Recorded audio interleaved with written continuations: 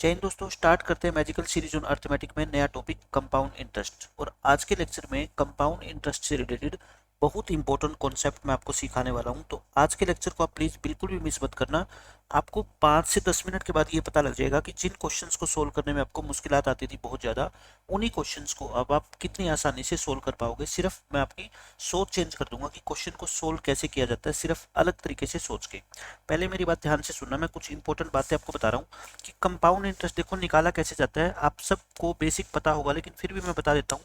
जैसे मान लो रेट 10% है, 10% की रेट से आपको 2 साल का टाइम दिया गया है और आपको ये बताना है कि टोटल हमारे को कितने परसेंट कंपाउंड इंटरेस्ट मिलेगा। मैं आपको पहले भी जब कंपाउंड इंटरेस्ट पूरा टॉपिक मैंने पढ़ाया है तो मैंने हमेशा इस बात पे फोकस किया है कि रेट को आपको देखना है कि कंपाउंड इंटरेस्ट परसेंटेज में कितना होगा। ठीक है, वो कैसे निकाला जाता है। देखो 10% का मतलब होता है 1/10, यानी कि अगर आपने बैंक में 10 रुपये जमा करवाए हैं तो 1 रुपये क्या मिलेगा आपको, ब्याज। यानी 1 साल बाद आपका पैसा 10 से कितना होएगा, 11।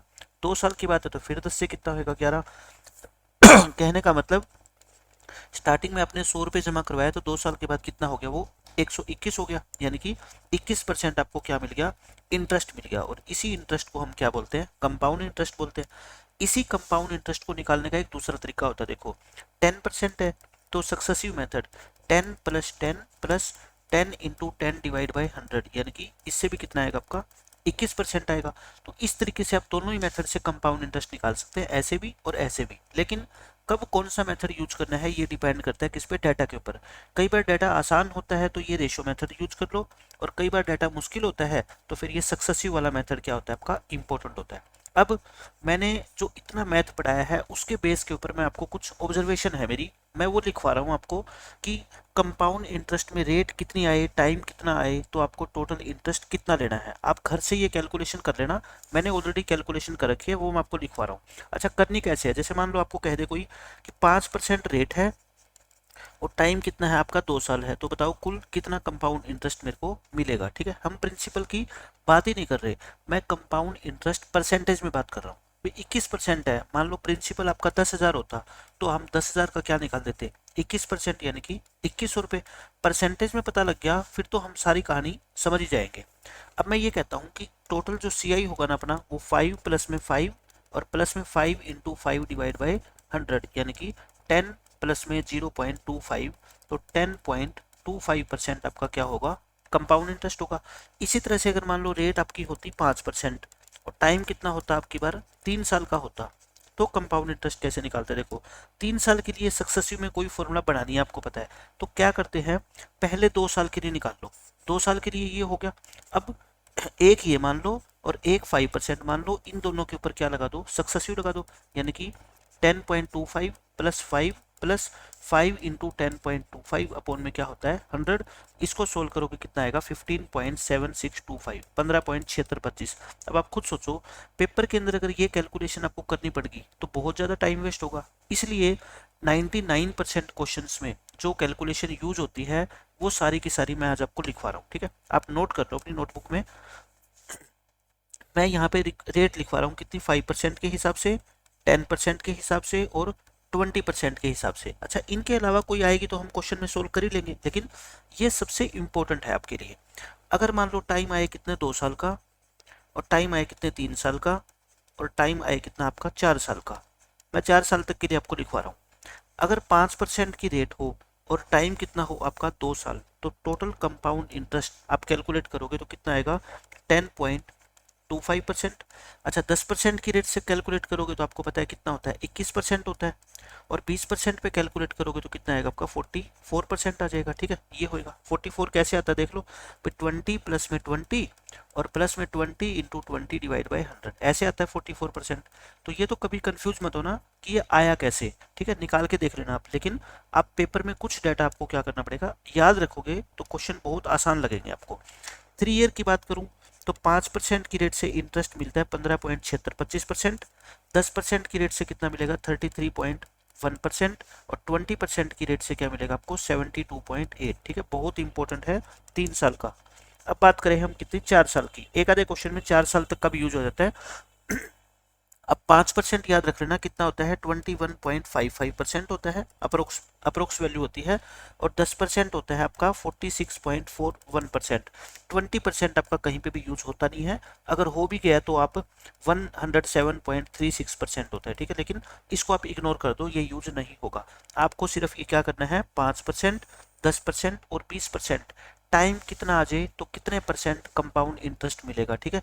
ये टेबल आप अपनी नोटबुक में बना लो, 3-4 बार लिख लिख के देखोगे ना, सारी की सारी वैल्यू याद हो जाएगी। और सिर्फ एक ये 5 मिनट का लेक्चर आप ध्यान से सुन लो, इसके बाद में जब आपको क्वेश्चन कराऊंगा ना, आपको खुद पता लग जाएगा कि इन चीज़ों का मैं कितना ज़्यादा क्वेश्चन में इस्तेमाल करूंगा और आपके क्वेश्चन बहुत आसान बन जाएंगे, ठीक है।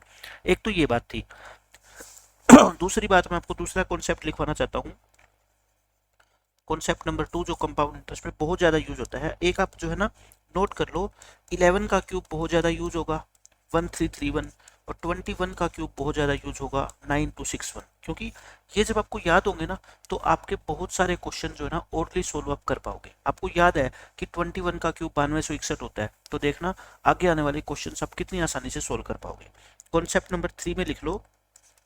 ये चीज़ें मैं अलग से इसलिए लिखवा रहा हूँ ताकि आप इन चीज़ों पे क्या है फोकस कर पाओ और क्वेश्चन आपके आसानी से सोल्व हो जाए।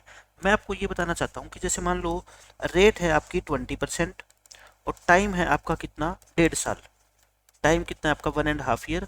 और कंपाउंड इंटरेस्ट जो है ना, वो compound interest is calculated after every 6 months.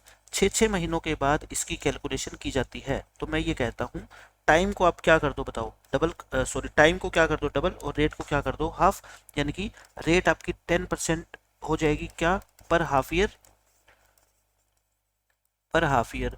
और टाइम आपका 1.5 साल है, तो क्या हो जाएंगे, 3 हाफ ईयर हो जाएंगे, 3 आधे साल हो जाएंगे, ठीक है। अब पता है ये क्वेश्चन कैसा बन गया, अब ये क्वेश्चन वैसा ही बन गया कि रेट कितनी है 10 सॉरी, रेट 10% है और टाइम कितना आपका 3 साल। तो आप मेरे को बताओ 10% 3 साल में कितना कंपाउंड इंटरेस्ट देता है, 33.1%। और ये आपका क्या है, इस क्वेश्चन का आंसर है।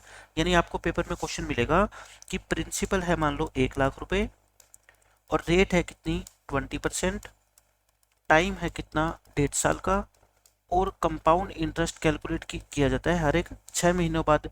तो CI बताओ, मुझे पता है कि 20 का 10 बना दो, इसका 3 बना दो, और 10% 3 साल के अंदर कितना होता है कंपाउंड इंटरेस्ट, 33.1%। किसका 33.1%, 1 लाख का।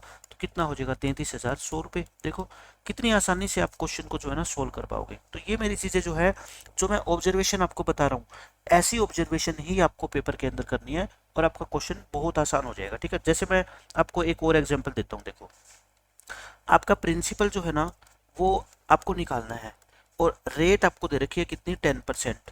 और आपको ये दे रखा है कि CI और SI का डिफरेंस जो है ना, वो कितना है, मान लो आपका 100 रुपये है, या मान लो मैं 210 रुपये मान लेता हूँ, ठीक है। और टाइम कितना है आपका, 2 साल है।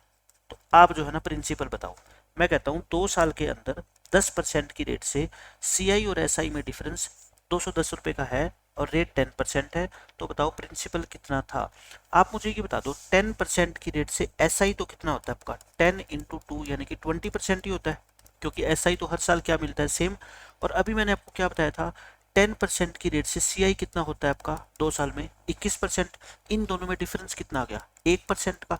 1% की वैल्यू क्वेश्चन में कितनी दे रखी है, 210। तो 100% की वैल्यू कितनी होगी, 2 जीरो लगा दो। देखो कितनी आसानी से निकल गया। अब ये तो मैंने लिख के दिखाया है, आप थोड़ी लिखोगे। आपको तो पता है कि 1% का डिफरेंस होता है। 1% की वैल्यू अगर 210 है तो 100% की वैल्यू क्या होगी, 2 जीरो आपको और लगानी है, ठीक है। एक और मैं आपको एग्जाम्पल देता हूँ। देखो मान लो आपको प्रिंसिपल निकालना है फिर से, और रेट आपकी कितनी है, मान लो 5% है, और टाइम आपका कितना है, 2 साल है, और आपको CI और SI का डिफरेंस आपको जो है ना 40 रुपये दे रखा है। तो कहता है बताओ प्रिंसिपल कितना होगा। अब फिर मैं वही कहता हूँ, आपको किस पे काम करना है, सिर्फ रेट के ऊपर काम करना है। आप बस मेरे को ये बता दो कि 5% की रेट से CI और SI का डिफरेंस कितना होता है 2 साल में। आप पहले क्या करोगे, SI निकालोगे, कितना होगा 10%। CI मैंने क्या बताया था, 2 साल में कितना होता है 10.25%। तो डिफरेंस कितना हो गया बताओ, 0.25% का हो गया। कितना हो गया, 0.25%। यानी कि 0.25% की वैल्यू क्वेश्चन में कितनी है, 40 रुपये। पहले आप 1% निकाल दिया करो, है ना, 4 से गुणा करके 160 रुपये। 100% कितना आएगा होगा 16,000 रुपये। और ये इस क्वेश्चन का आंसर आ गया। लेकिन आपको और आसान तरीका बताता हूँ मैं कि ये डायरेक्ट 0.25 मैंने कैसे पता किया। आपको पता है कि कंपाउंड इंटरेस्ट की रेट कैसे निकाली जाती है, 5 प्लस में 5 प्लस 5 इंटू 5/100 है ना, यही तो होता है CI 2 साल का।